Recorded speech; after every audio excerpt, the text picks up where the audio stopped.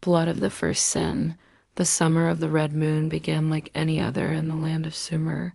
The rivers swelled, the fields drank deep, and the shepherd Ashkelon led his flock into the foothills beyond Uruk, where the air was cleaner than the city's dust-choked streets.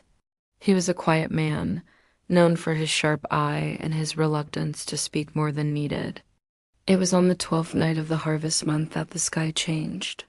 Ashkelon was lying on his back beside the flock, chewing a stalk of barley, when the air split with a sound like tearing bronze. A streak of fire ripped across the heavens, red as fresh blood. The sheep bolted, the earth trembled. The star did not fade, it fell. He saw it vanish beyond the horizon, somewhere deep in the western desert. By morning, news had already spread through the city. Merchants whispered that the fallen star was an omen from the gods, perhaps a gift, perhaps a curse. The priests of Anu spoke of a divine ember sent to cleanse the unfaithful. The king himself sent scouts, promising gold for any who brought word of its resting place. Ashkelon told no one what he had seen.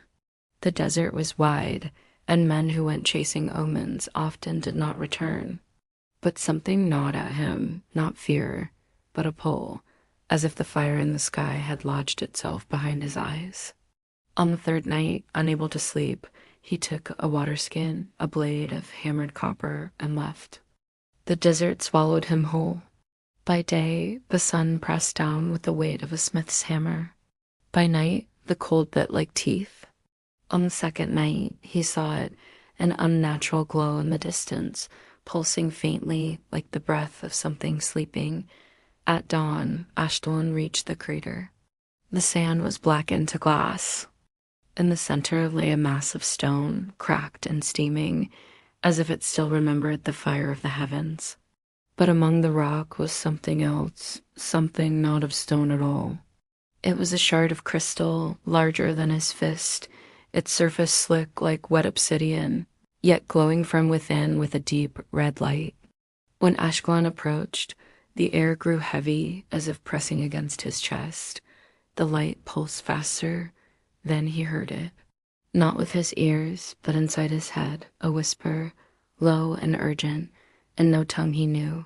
His breath quickened, his hands trembled.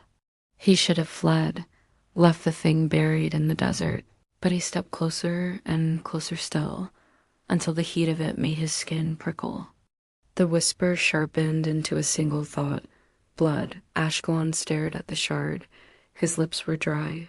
He drew his copper blade, slicing the pad of his thumb. The drop fell onto the crystal's surface. The desert wind died.